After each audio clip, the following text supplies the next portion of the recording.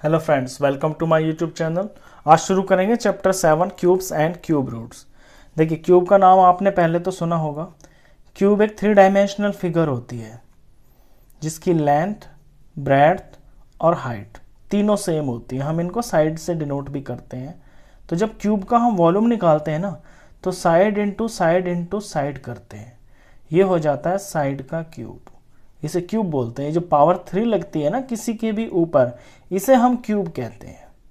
तो जब हम 1 का क्यूब निकालते हैं तो इस बात का ये मतलब होता है कि 1 को 1 से ही 3 बार मल्टीप्लाई करना है। तो 1 1 जार 1 और 1 जार 1। अगर 2 का क्यूब निकालेंगे तो 2 को 3 बार मल्टीप्लाई करना होगा खुद से ही। तो 2 2 जार 4, 4 2 जार 8। ऐसे 3 का क्यूब, 3 3 जार 9 और 9 3 जार 27। यहाँ मैंने 1 से लेके 10 तक के क्यूब्स निकाल के रखे हैं। तो ये जो 1 से 10 तक के है ना, या इससे आगे भी 11 से लेके कम से कम 15 तक, तो आपको जो क्यूब्स है ना उनकी वैल्यू मुँह जुबानी याद होनी चाहिए, क्योंकि ये सबसे ज़्यादा आते हैं। तो अगर ये आपको रटे रहेंगे तो आसानी होगी, आगे सवाल में टाइम वेस्ट कम होगा। तो ये तो होता है क्यूब। किसी भी नंबर की पावर 3 कर देते हैं और उसी नंबर को उसी से 3 बार मल्टीप्लाई कर देते हैं, तो उसे बोलते हैं हम क्यूब। अब क्यूब रूट क्या होता है? देखिए, क्यूब रूट वो नंबर होता है जो मल्टीप्लाई किया जाता है। फॉर एग्जांपल 64 तो है क्यूब, और 64 का क्यूब रूट 64 का जो क्यूब रूट है, ये वो नंबर है जिससे मल्टीप्लाई होकर 64 आया है, यानी कि 4। तो इतनी सिंपल सी बात है ये। तो क्यूब निकालने के लिए तो हमें नंबर को 3 बार मल्टीप्लाई करना होता है, और क्यूब रूट निकालने के लिए हमें करना होता है प्राइम फैक्टराइजेशन। जिस नंबर का क्यूब रूट निकालना होता है उसका प्राइम फैक्टराइजेशन करना होता है। और प्राइम फैक्टराइजेशन आप जानते हैं क्या होता है। फॉर एग्जांपल मुझे 64 का ही क्यूब रूट निकालना है, तो मैं 64 को ऐसे लिखूंगा और इसके प्राइम फैक्टर्स करूंगा। तो ये 2 से जा रहा है ना, तो ये 32 आ गया। ये भी 2 से जा रहा है, ये 16 आ गया। ये 2 से जा रहा है, ये 8 आ गया। ये 2 से जा रहा है, ये 4 आ गया। ये 2 से जा रहा है, ये 2 आ गया। ये 2 से जा रहा है, ये 1 आ गया। अब 64 का क्यूब रूट निकालना है। प्राइम फैक्टर मैंने निकाल दिए, तो 3 3 का पेयर बनेगा। फॉर एग्जांपल 2 2 2, ये 2 का क्यूब बन गया। ऐसे एक सेट और बन रहा है 2 का, 2 2 2, ये 2 का क्यूब बन गया। अब क्यूब में से एक चीज बाहर लेनी है, यानी 3 में से एक बाहर लेना है। तो यहां से एक 2 लेना है और यहां से एक 2 लेना है। तो ये 2 2 बन गए और 2 2 जार हो गया 4। ऐसे निकालते हैं। अगर लिखेंगे जब सम आएगा तो आप इसे ऐसे लिखेंगे, ये 64 लिखेंगे, यहां पे 3 लिखा जाएगा। इसका मतलब होता है cube root is equal to, फिर सारे प्राइम फैक्टर्स को आप ऐसे क्यूब रूट के अंदर लिखेंगे। 2 into 2 into 2 into 2 into 2 into 2 लिख दिए। अब 3 में से एक बाहर आएगा, यानी इन 3 में से एक 2 बाहर आएगा और इन 3 में से एक 2 बाहर आएगा। तो 2 2 जार हो गया 4। तो देखिए 4 आ गया ना। 64 का क्यूब रूट आ गया 4 और 4 का क्यूब हो गया 64। बस इस पूरे चैप्टर में इन दो चीजों से अलग और कुछ भी नहीं है। चलिए एक्सरसाइज शुरू करते हैं डायरेक्ट 7.1 और क्वेश्चन 1 करते हैं। क्वेश्चन 1 की लैंग्वेज बुक से मैं पढ़ता हूं। क्वेश्चन कहता है which of the following numbers are not perfect cubes. ये नंबर दे रखे हैं, इनमें बताना है कि कौन परफेक्ट क्यूब नहीं है।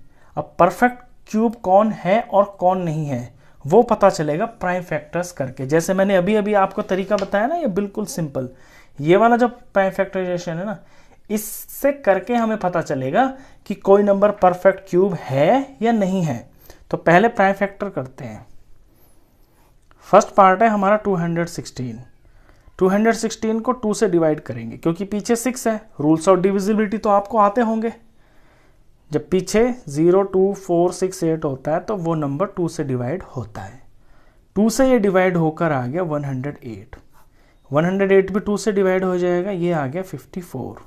ये भी 2 से डिवाइड हो जाएगा, ये आएगा 27। अब पीछे 7 आ गया तो ये 2 से डिवाइड नहीं होगा। इसके बाद प्राइम नंबर होता है 3।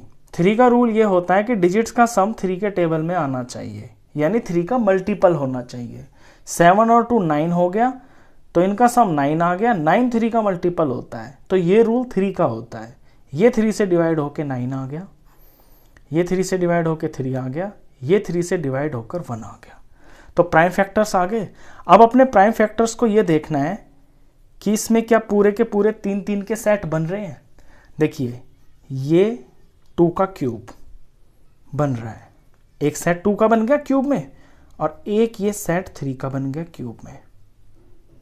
बस अब ना तो कोई चीज एक्स्ट्रा बची जिसे हम लिखेंगे, बिल्कुल परफेक्ट ये आ रहा है। ये 2 के क्यूब बन गया, ये 3 का क्यूब बन गया। जब इस तरह से आपके सेट पूरे पूरे बनते हैं 3 3 के, तो वो जो नंबर होता है ये परफेक्ट क्यूब होता है। तो हम आंसर इसमें लिखेंगे it is a perfect cube. ये परफेक्ट क्यूब है। नेक्स्ट पे चलते हैं 128 पे।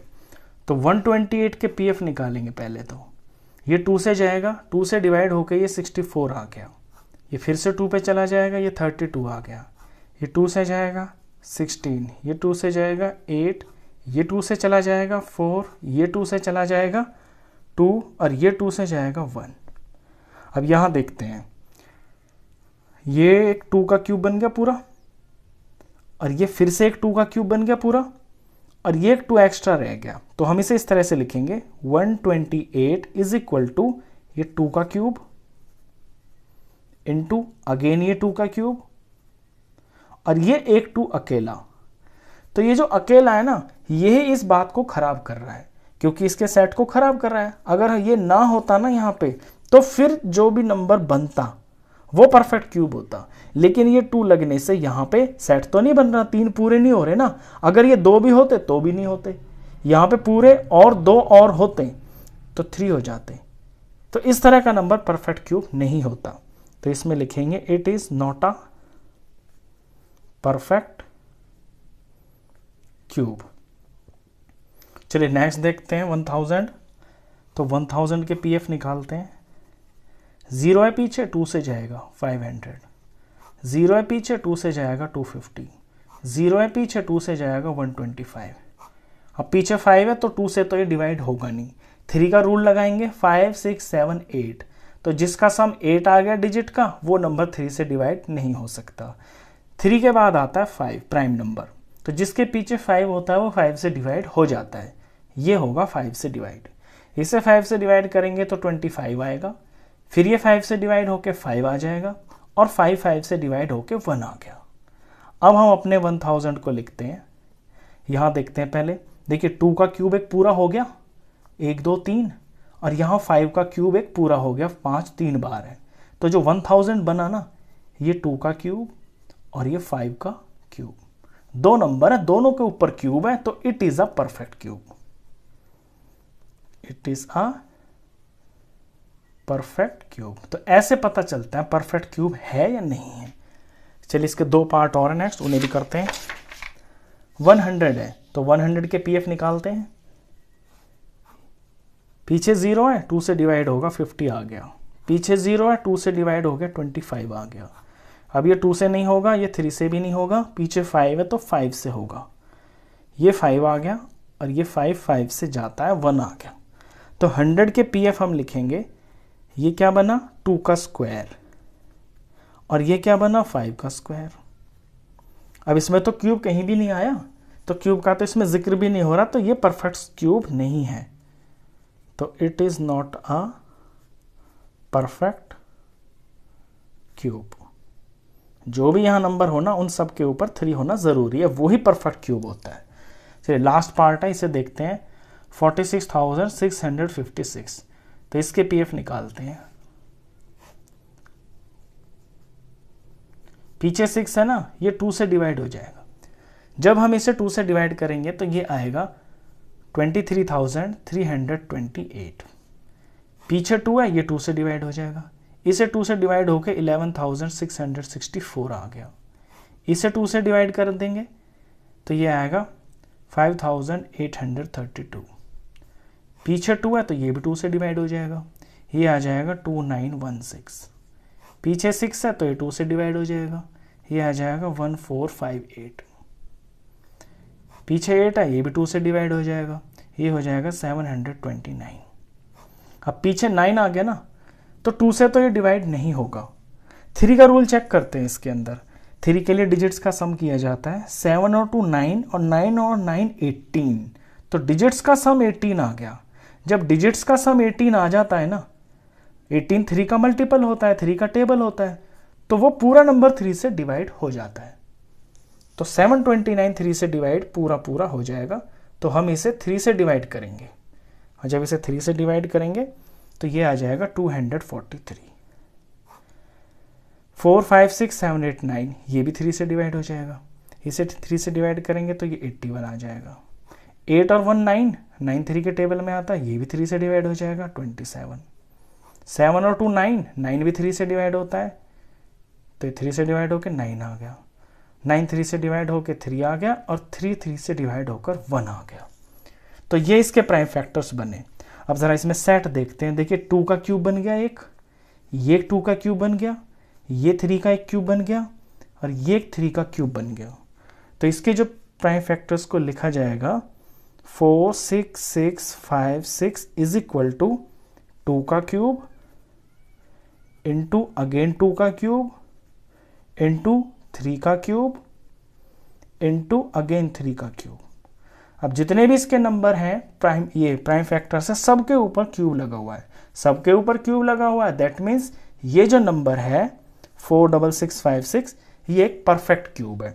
तो therefore it is a perfect cube.